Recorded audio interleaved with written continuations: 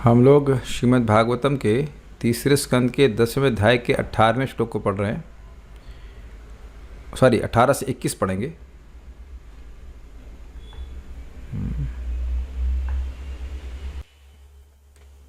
इसमें वैकृत सृष्टियों का वर्णन होगा। श्लोक क्रमांक 15 से 17 में प्राकृत सृष्टियों का वर्णन हुआ था और वो इस प्रकार है। आद्यस्तु महतः सर्गो गुणवैषम्यमात्मनः, द्वितीयस्तु अहमो यत्र द्रव्य ज्ञान क्रियोदयः। सबसे पहली सृष्टि है महतत्व की, जिसमें गुणों की वशमता होती है भगवान की उपस्थिति के द्वारा। दूसरी सृष्टि होती है अहम तत्व यानी अहंकार की, जिसमें द्रव्य ज्ञान और क्रिया का उदय होता है इन शक्तियों का। उसके बाद कहते हैं वैकारिको देव सर्ग पंचमो यन्मयम मनः, षष्ठस्तु तमसः सर्गो यस्तु अबुद्धिकृत प्रभो। कुछ रह गया, सॉरी, दूसरी है भूत सर्गस्तृतीयस्तु तन्मात्रो द्रव्य शक्तिमान, चतुर्थ इंद्रिय सर्गो यस्तु ज्ञान क्रियात्मक। तृतीय जो सृष्टि है वह तन्मात्राओं की सृष्टि है, जो कि द्रव्य शक्तिमान अर्थात पंच महाभूतों को सृष्टि करने की शक्ति से युक्त है। चौथी सृष्टि है इंद्रिय सृष्टि, यानी कि कर्मेंद्रिय और ज्ञानेन्द्रियों की सृष्टि। और पांचवी सृष्टि है वैकारिको देव सर्ग पंचमो यन्मयम मनः, षष्ठस्तु तमसः सर्गो यस्तु अबुद्धिकृत प्रभु। जो पांचवी सृष्टि है वह वैकारिक अर्थात सात्विक अहंकार से है, जिसमें देवताओं की और मन की सृष्टि होती है। और छठी सृष्टि है वह तामसिक है, तमस की अंधकार की सृष्टि है, जिसमें व्यक्ति अबुद्धिकृत अर्थात मूर्ख हो जाता है, वह अपनी पहचान देह से करता है। अब इसके बाद यह श्लोक बोलते हैं जिसमें मैत्रेय मुनि कहते हैं कि यह 6 सृष्टियां यानी कि महतत्व, अहंकार, तन्मात्राएं, कर्मेंद्रिय, ज्ञानेन्द्रियां, सात्विक अहंकार से उत्पन्न देवता और मन, और उसके बाद अविद्या, ये सब 6 सृष्टियां हैं। और उसके बाद आपकी सृष्टि हो रही है 18वें से लेकर 21 में वैकृत सृष्टि की। तो देखिए बात क्या हो रही थी, ये प्राकृत और वैकृत क्या है। प्रकृति से उत्पन्न जो सृष्टियां उन्हें प्राकृत कहेंगे, और वैकृति से उत्पन्न सृष्टियां को वैकृत कहेंगे। स्पष्ट है। वैकृति मतलब ब्रह्मा जी जो समष्टि विराट स्वरूप हैं उनको वैकृति कहा जाता है, इसलिए उनके द्वारा जो सृष्टियां उनको वैकृत सृष्टि कहेंगे। मेरे पीछे बोलिए। षडिमे प्राकृतः सर्गा वैकृतेनापि मे शृणु। मेरा फोन ले लीजिए, षडिमे प्राकृतः सर्गा वैकृतेनापि मे शृणु। नहीं आ रहा है, लीजिए। षडिमे प्राकृतः सर्गा वैकृतानपि मे शृणु। हाँ, फिर मैं गलती बोल रहा था। षडिमे प्राकृतः सर्गा वैकृतानपि मे शृणु। प्राकृतः सर्गा वैकृतानपि मे शृणु। रजो भाजो भगवतो लीलेयं हरिमेधसः। षडिमे प्राकृतः सर्गा वैकृतानपि मे शृणु। रजो भाजो भगवतो लीलेयं हरिमेधसः। ओके। अनुवाद। उपर्युक्त समस्त सृष्टियां भगवान की बहिरंगा शक्ति की प्राकृतिक सृष्टियां हैं। उपर्युक्त मतलब 6 कही गई हैं जो वह। अब मुझसे उन ब्रह्मा जी द्वारा की गई सृष्टियों के विषय में सुनो, जो रजगुण के अवतार हैं और सृष्टि के मामले में जिनका मस्तिष्क भगवान जैसा ही है। इमे षट प्राकृतः सर्गा, ये 6 प्राकृत सृष्टियां हैं। वैकृतान अपि मे शृणु, अब आप वैकृत सृष्टियों को सुने। हरि मेधसः, दुख हरण करने वाले एवं रजोभाजः, सृष्टि के लिए रजोगुण को स्वीकार किए हुए भगवता इयम लीला, भगवान श्री हरि की यह लीला है। तो देखिए, यद्यपि वैकृत सृष्टि ब्रह्मा जी की है, लेकिन लीला भगवान हरि की है। क्यों? भगवान हरि ही गुणों का स्पर्श किए बिना रजोगुण को स्वीकार करते हैं ब्रह्मा जी के रूप में, जो कि रजोगुण को स्वीकार करते हैं, जो रजोगुण को स्पर्श करते हैं। तो रजो भाजा मतलब ब्रह्मा जी जो रजोगुण को स्वीकार करते हैं, रजोगुण को स्पर्श करते हैं, उनकी कई अर्थ निकले हैं। उनके हरि मेधसा, उनकी मेधा में हरि हैं, दूसरा, सृष्टि के संबंध में उनकी बुद्धि हरि के समान है। एक और भी इसका आशय है हरिमेधा कहने का कि ये जो वैकृत सृष्टि है, इसके बारे में कोई सोचे अरे क्या ये सब ब्रह्मा जी की सृष्टि को सुनना है ना, पेड़ पौधे बनाए, इसमें क्या सुनना। तो कह रहे हैं कि देखो, जिस व्यक्ति की मेधा भगवान की इस लीला में लगती है वह संसार का दुख का हरण करने वाली है। ये बात यहाँ पे कहते हैं, इसलिए हरि मेधसा, मेधा से ले रहे हैं श्रीधरी। सावधान मन से इसको सुनना चाहिए जो भी कहा जा रहा है। इस बात को बतलाते हुए कहते हैं हरि मेधस, अर्थात जिन श्री भगवान का चिंतन संसार के बंधन को विनष्ट कर देता है। अब एक बात विचारनी है कि यद्यपि हम गुल्म लता औषधि सबको देखते हैं, लेकिन वहां उनको देखकर भगवान का स्मरण नहीं होता है। लेकिन जब यहाँ पे आप सुनते हैं कि भगवान ने ही इन 5 प्रकार के 6 जो भी आएगा, जितने भी नंबर आएगा उतने प्रकार की औषधि पेड़ पौधों का सृष्टि करी है, तो इनको देख करके व्यक्ति को भगवान का स्मरण होगा। ऐसे पेड़ पौधों को देख करके स्मरण नहीं होता है कि इनकी सृष्टि भगवान ने करी है। लेकिन जब यहाँ भागवत से सुनते हैं तो समझ में आता है कि भगवान कितनी सारी विविधताओं की सृष्टि करते हैं। एक बार औषधि कह दिया या लता कह दिया तो उसमें अनेक अनेक प्रकार की लता हैं और सबकी सृष्टि भगवान कर रहे हैं। हर जीव को उसके कर्मानुसार एक विशेष प्रकार का शरीर दे रहे हैं। ये सारी बातों को सुन करके व्यक्ति की मेधा भगवान में लगती है। सिंपल सी बात कहते हैं। और जब भगवान में मन लगता है तो संसार का बंधन नष्ट हो जाता है। हरि मेधसा शब्द से आशय है उन्हीं श्री हरि की यह लीला है जिनका चिंतन करने से संसार का बंधन नष्ट हो जाता है। अथवा इयम पद से तम आदि की सृष्टि कही गई है। देखिए, श्लोक में कहा गया था लीला इयम हरि मेधसा, यह हरि की लीला है, भगवान श्री हरि की लीला है। इन इयम शब्द यह पिछले जो श्लोक के अंत में आया था, श्लोक क्रमांक 20 के तामसिक सृष्टि, तमस्क सृष्टि, उसको भी इंगित कर सकता है। अर्थात क्या कहते हैं, जरा देखिए, रजोगुण को स्वीकार करके भगवान ब्रह्मा जी का रूप धारण कर लेते हैं तो ब्रह्मा जी के पक्ष में अबुद्धिकृत पद को प्रथमांत मानना होगा, अर्थात अनवधान जन्य है। मतलब ये जो शब्द यहाँ पे आया है पिछले श्लोक में, षष्टस्तु तमसः सर्गो यस्तु अबुद्धिकृत प्रधो, तो यहाँ कहते हैं कि इससे जो मुझे समझ में आ रहा है कि ये जो छठी सृष्टि है तमस की, ये व्यक्ति को असावधान कर देती है। देखिए, बड़ी दुख की बात है, हम सभी लोग इस जगत में हैं और हम लोग देह बिल्कुल नहीं है, लेकिन भूलवश बार बार यही मानने के लिए बाध्य हो जा रहे हैं कि हम देह हैं। तो ये सब तमस के कारण है। तो उसको यहाँ पे इंगित कर रहे। इतनी बातों को समझ में आ रही और आपको नहीं समझ में आ रहा। इसमें 7वीं मुख्य सृष्टि 6 प्रकार के स्थावरों की है, और 6 थे, 5 नहीं थे, उसको हम अगले श्लोक में देखेंगे। सारार्थ दर्शनी, ये 6 माया शक्ति से उत्पन्न हुए थे एवं उन्हें प्राकृत कहा जाता है। अब मैत्रेय मुनि ब्रह्मा से उत्पन्न वैकृत अर्थात द्वितीय सृष्टि का वर्णन करते हैं। कैसे ब्रह्मा? वह ब्रह्मा जी का रूप जो समष्टि विराट अर्थात समस्त तत्वों का प्रतिनिधित्व करता है, तथा ब्रह्मा जी की मेधस अर्थात बुद्धि में भगवान विद्यमान थे। भगवान उनको चारित कर रहे थे, उनकी बुद्धि को। सिंपल है। वह ब्रह्मा जी का रूप कैसे? ब्रह्मा जी को वैकृत कहा जाए। वैकृति मतलब जो समष्टि जीव समूह को रिप्रेजेंट करते हैं, जितने भी जीव एक ब्रह्मांड में हैं उनका प्रतिनिधित्व ब्रह्मा जी करते हैं, तो इसीलिए ब्रह्मा जी को वैकृति कहते हैं। इसीलिए कह रहे समष्टि विराट जगत को का प्रतिनिधित्व ब्रह्मा जी करते हैं। उस ब्रह्मा जी के रूप के द्वारा जो सृष्टि हुई उसको वैकृत सृष्टि कहते हैं, ये बात कहते हैं। और ब्रह्मा जी कैसे हैं? उनकी मेधा में भगवान हरि हैं। मेधा मतलब बुद्धि में भगवान हरि हैं, इसलिए इनको हरि मेधस कह रहे हैं। अब क्या वैकृत सृष्टि है उसका वर्णन यहाँ पे हम सुनते हैं। मेरे पीछे बोलिए। सप्तमो मुख्य सर्गस्तु षड्विधस्तस्तु शामचयः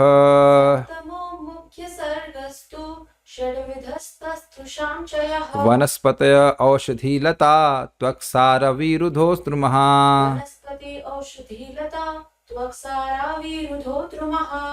स्पष्ट है, बहुत इजी है, कल हम पढ़ा रहे थे, फिर से पढ़ाएंगे एक बार।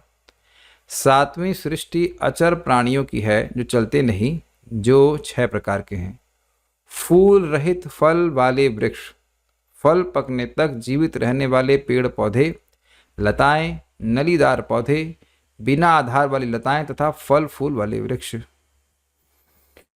अन्वय देख लीजिए। सप्तमः मुख्य सर्गस्तु, सातवीं प्रधान सृष्टि तो निसंदेह रूप से तस्थुषाम यानी स्थावरों की है।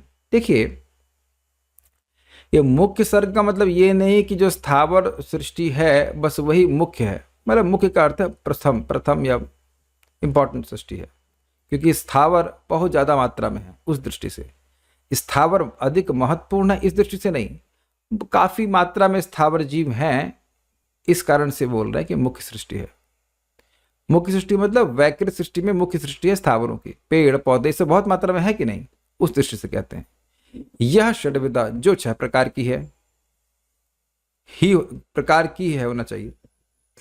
पहला क्या है? वनस्पति, बिना फूल के फल देने वाले वृक्ष, क्लियर है।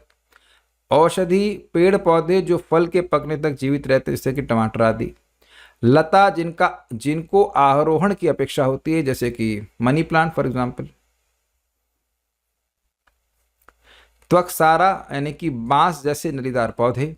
विरुद्ध अर्थात वह लताएं जो कठिन आरोहण की अपेक्षा नहीं करती हैं, मतलब बहुत मजबूत सपोर्ट ना भी मिले तो भी वह चढ़ जाती हैं, उनकी कुछ खुद की भी शक्ति होती है। और ध्रुवा मतलब जो पुष्प उत्पादित करके फल देते हैं, ऐसे वृक्ष जैसे कि मैंगो, आम। इस प्रकार के 6 स्थावरों की सृष्टि हो गई श्रीधरी में।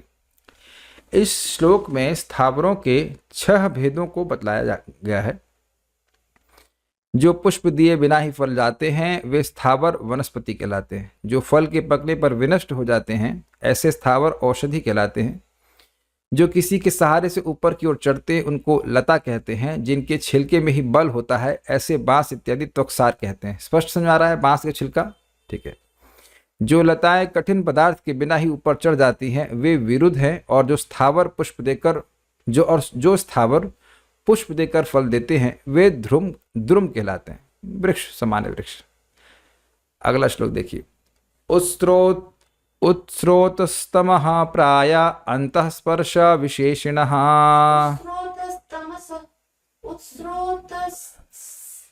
उत्स्रोतस्तमः प्राय अंतःस्पर्श विशेषिणः।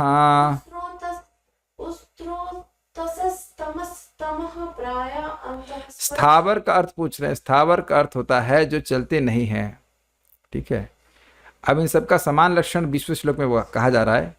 उत्स्रोत सस्तमः प्राय अंतः स्पर्शा विशेषिणः।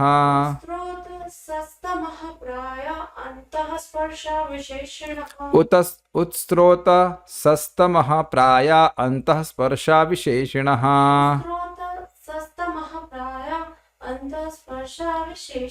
ये इंटरेस्टिंग है। कहाँ गया? सारे अचर पेड़ पौधे ऊपर की ओर बढ़ते हैं। सब लोगों को स्पष्ट स्वीकार है? ठीक है। वे अचेत प्राय होते हैं किंतु भीतर ही भीतर उनमें पीड़ा की अनुभूति होती है। वे नाना प्रकारों में प्रकट होते हैं। देखिए एक बड़ी इंपॉर्टेंट बात है। लोग कहते हैं कि तुम लोग कहते हो कि भाई जानवरों को मारना पाप है, लेकिन पेड़ पौधों को मारना भी तो हिंसा है। हाँ हिंसा है, लेकिन देखिए जितनी मात्रा में एक शरीर में चेतना का विकास है उतनी मात्रा में उस शरीर का नाश करने से हिंसा होती है। तो भगवद गीता के 3 अध्याय के 13वें श्लोक में कहते ही हैं जो भोजन केवल अपने लिए पकाते हैं तो वह पाप खाते हैं। तो पाप तो वहां भी लगता है, लेकिन एक जानवर की हत्या में और पेड़ की हत्या में अंतर है। अनावश्यक तो पेड़ को भी नहीं काटना चाहिए, पहली बात तो ये क्लियर। दूसरा, जब हम मान लीजिए टमाटर की बात करें जो कि औषधि के रूप में कहा जाएगा, तो टमाटर का पेड़, जहाँ तक मैं अगर गलत हूँ तो मुझे बताइएगा, I hope it is correct, कि टमाटर का पेड़ टमाटर देने के बाद मर जाता है। शशिकांत प्रभु, एम आई करेक्ट? यस, ठीक है। तो जब पेड़ मर जाएगा तो आपकी हिंसा कैसे होगी? तो स्वतः ही मर जाएगा ना, वो स्वतः ही मर जाएगा। गेहूं का पौधा भी गेहूं देने के बाद समाप्त हो जाता है, इज इट नॉट? तो आपकी हिंसा कैसे हुई? चावल का भी इसी प्रकार से हुआ। तो आप देखेंगे कि इस जगत में हिंसा को आप जीरो नहीं कर सकते हैं, लेकिन मिनिमाइज कर सकते हैं। और उसमें भी अगर उस वस्तु को भगवान को अर्पित करते हैं तो उस पेड़ को भी लाभ होता है। इंसान को तो लाभ होता ही है, पेड़ को भी लाभ होता है। हाँ, ये समझने वाली बात है। फूल आप भगवान को देते हैं तो उस पेड़ को लाभ होता है, फल भगवान को देते तो उस पेड़ को भी लाभ होता है। बहुत सिंपल सी बात है। तो हाँ, ये मैं क्यों कह रहा था, क्योंकि वे अचेत प्राय होते हैं, इसलिए उनको वैसी पीड़ा का अनुभव नहीं होता है जैसे कि किसी जानवर को या मनुष्य को होगा। ये बात यहाँ पे कह रहा है। ओके, उस प्रकार की नहीं होती, इसलिए कहना अचेत प्राय। भाई देखिए, अब ये बताइए कि आप सभी लोग घर में रह रहे हैं कि नहीं रह रहे हैं?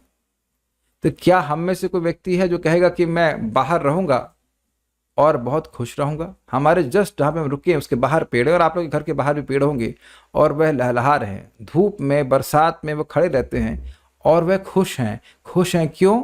क्योंकि उनकी पत्तियां हरी हैं, वो सूख नहीं रहे, वो हृष्ट पुष्ट हैं। तो वह ऐसा सोच रहा है कि मैं यहाँ पे खड़ा हूं और बहुत सुखी हूं। तो इसीलिए कह रहे हैं अचेत प्राय। तो देखते हैं क्या है। उत्स्रोतसः, इनका संचार नीचे से ऊपर की ओर होता है। ये समझे आप, बड़ा इंटरेस्टिंग है। नीचे से पानी लेते हैं कि नहीं पेड़, और पानी ऊपर की ओर चढ़ता है, इसलिए कहते हैं उत्स्रोतसः। उत्स्रोत, स्रोत नीचे है पानी का और वह ऊपर की ओर उठ रहा है।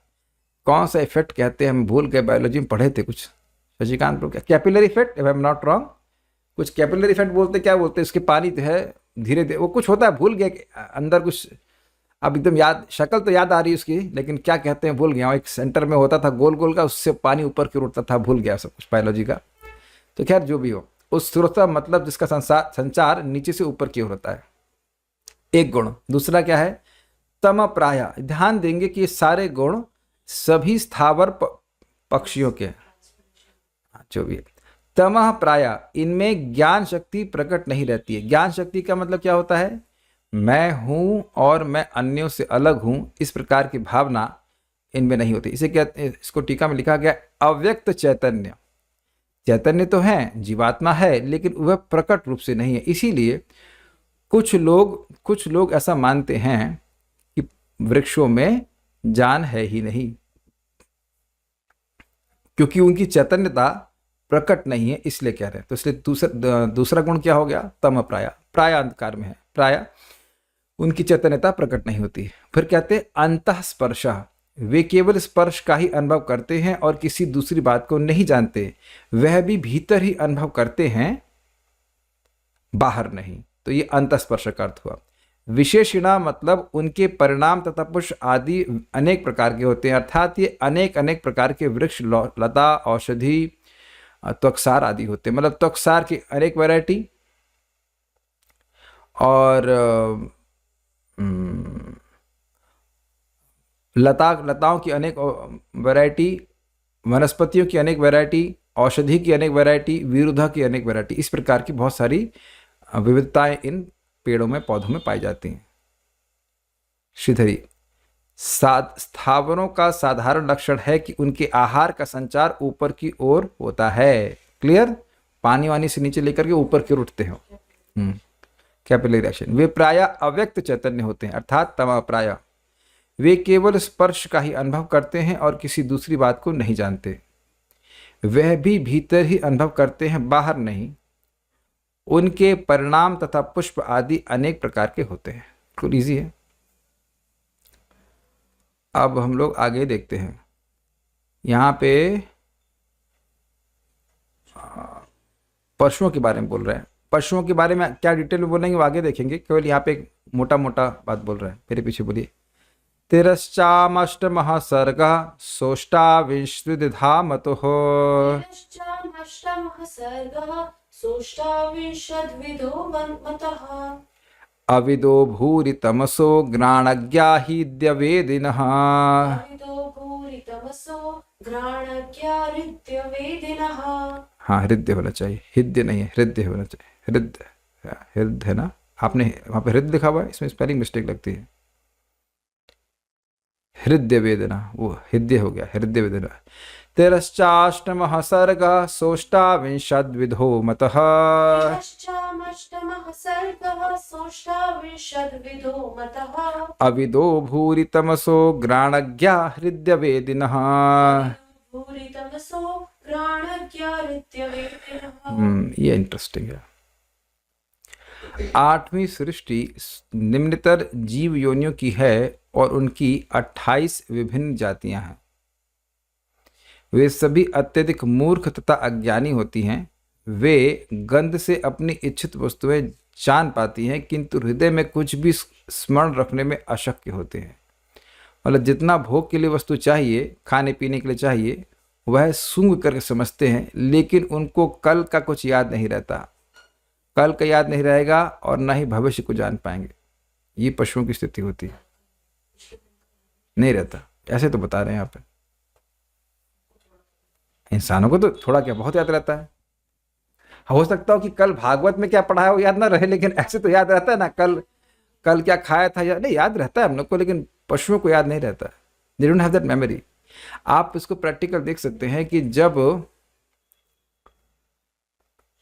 कोई बकरे को देखिए, बकरे के ही बगल में एक बकरा कट रहा होता है और वह बकरा बड़े आसानी से खाने को रहता है। उस पर भी और अद्भुत बात महाराज कह रहे थे कि एक बकरा है, उसको यज्ञ में आहुति देने के लिए, बलि देने के लिए उसके सर के ऊपर थोड़े चावल डाले जा रहे होते। तो जो दूसरा बकरा है उस चावल को चाट रहा होता है, खा रहा होता है। ये नहीं सोचता है कि ये किस लिए चावल डाले गए हैं। समझ रहे हैं बात? उसको ये समझ में नहीं आ रहा कि अभी थोड़ी देर में इसको मार देंगे और अगला नंबर मेरा आएगा।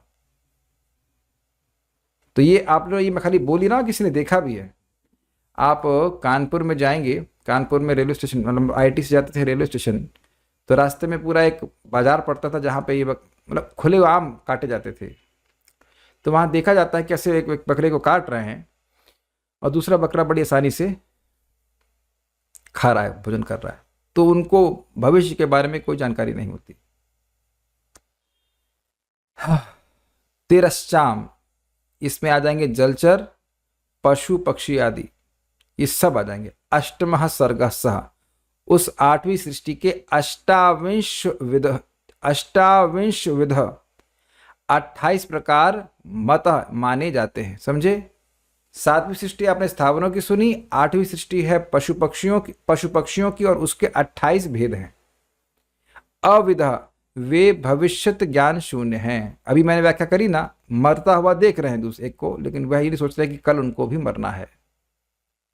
भूरि तमसः, भूरि मतलब होता अत्यधिक और तमसः मतलब अंधकार, एवं उनकी निष्ठा आहार आदि मात्र में ही है।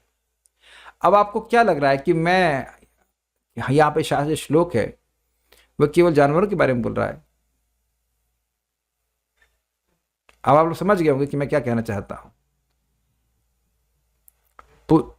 पुरुषः पशु जातु कर्ण कथोपेतो, भूल गया, जातु नाम गदाग्रजः। सेकंड कैंटो में आया है श्लोक कि जिसके कानों में भगवान का नाम नहीं आया है वह व्यक्ति पुरुष पशु के समान है।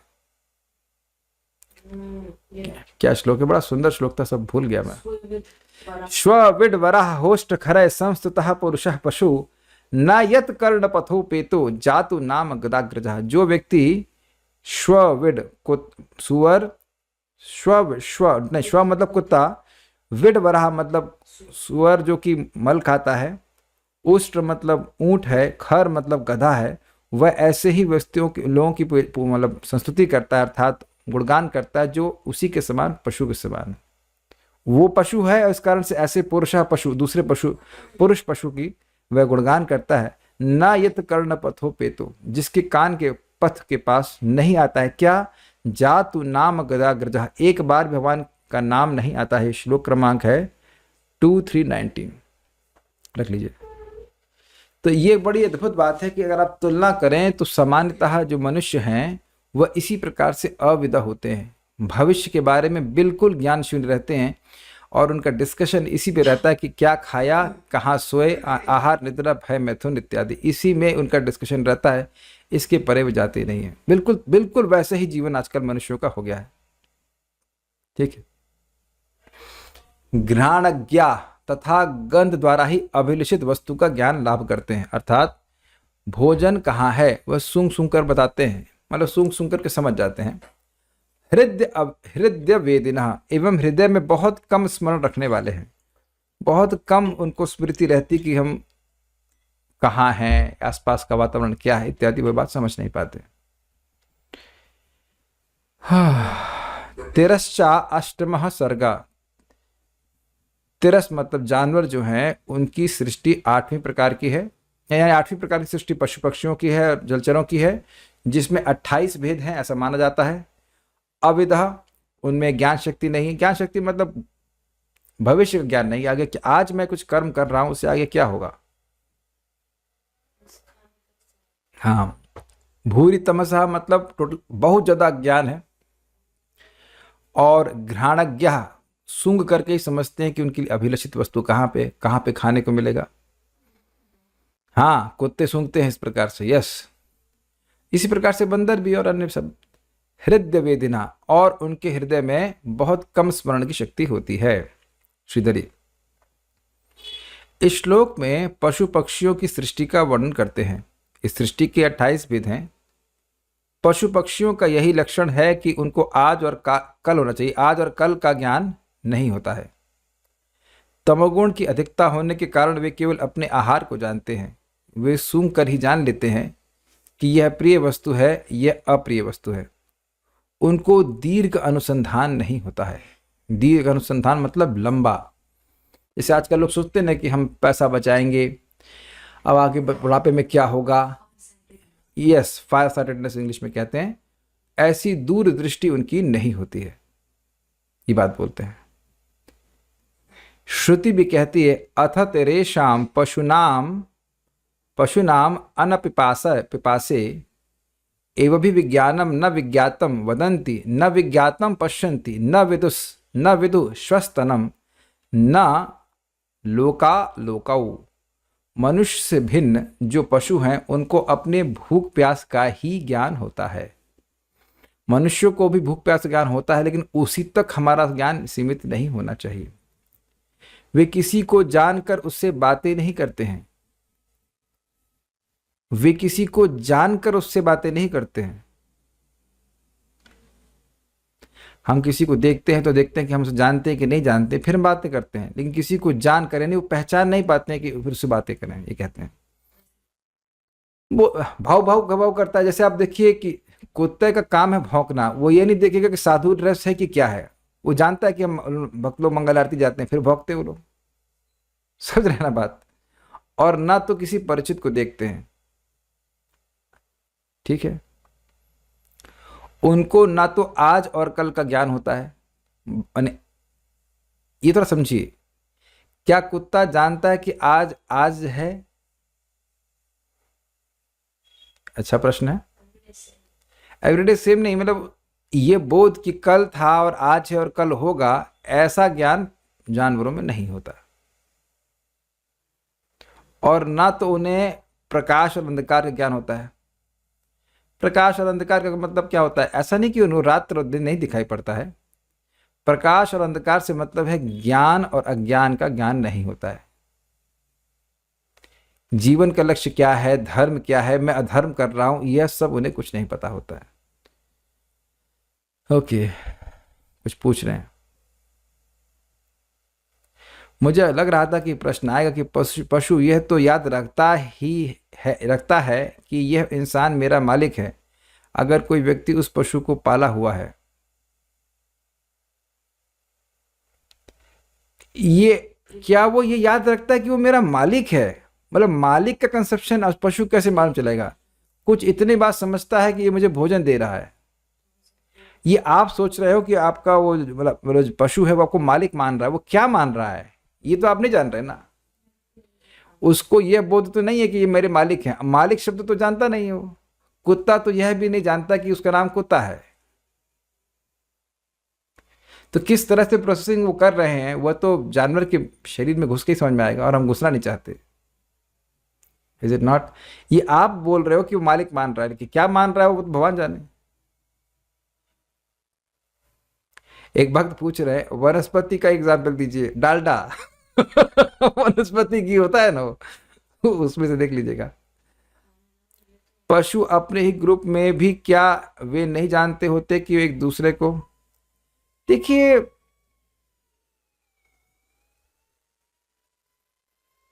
हम उदाहरण देना नहीं चाहते, लेकिन प्रभुपाद जिस बात को बोलते हैं, सूअरों में ये भेद तो नहीं होता ना कि ये बेटी है, ये माँ है।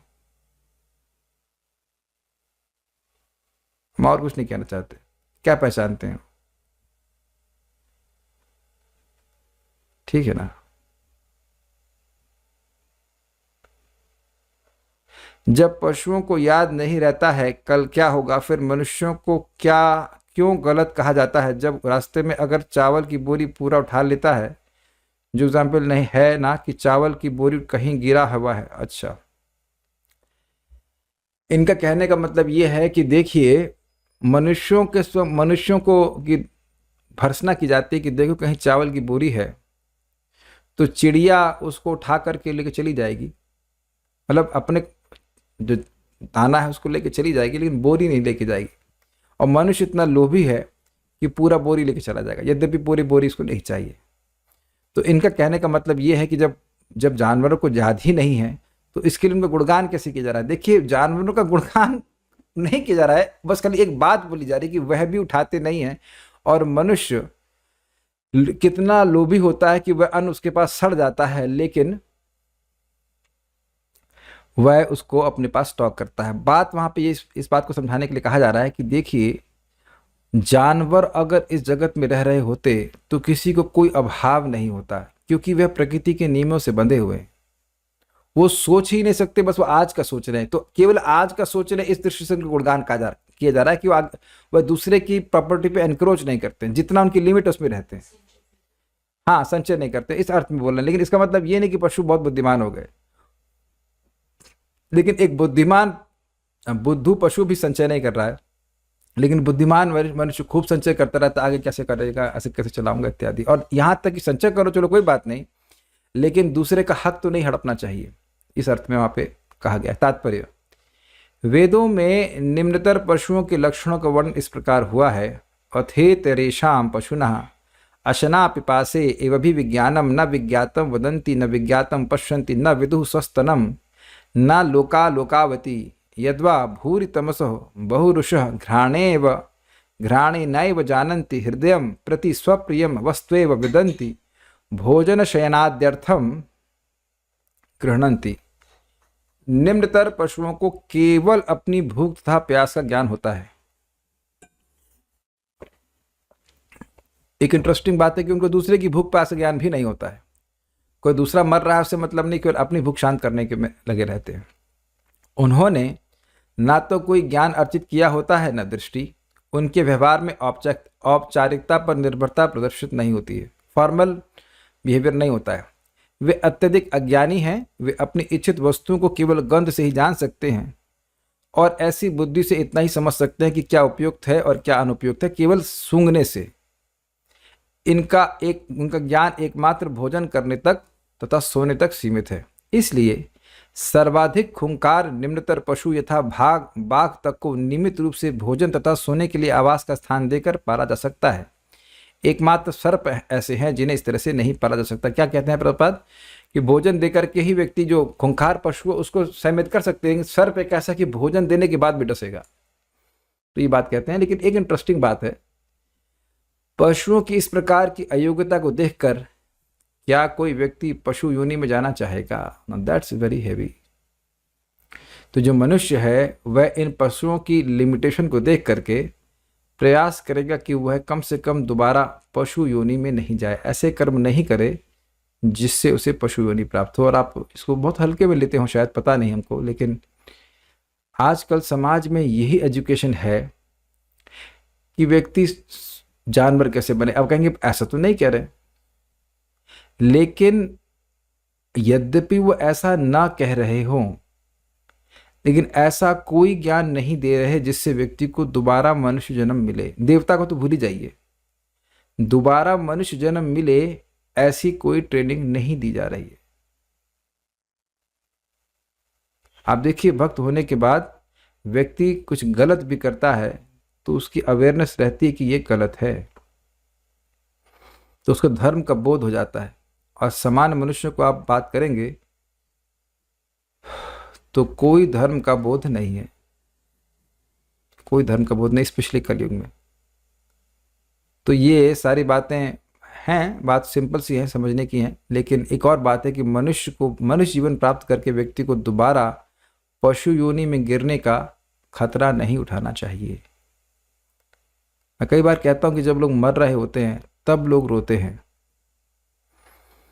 लेकिन रोना हमें तब चाहिए जब वो व्यक्ति जिंदा है, क्योंकि जिंदा रहते हुए भी वह क्या भगवान की कुछ भक्ति कर रहा है।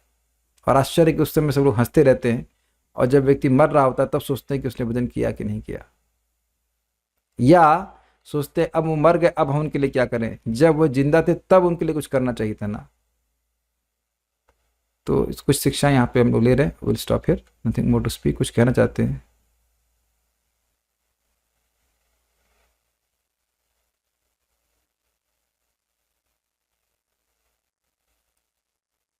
ठीक है, so will stop here. Srimad Bhagavatam की जय, श्रील प्रभुपाद की जय, ताई गौर प्रेमानंदे।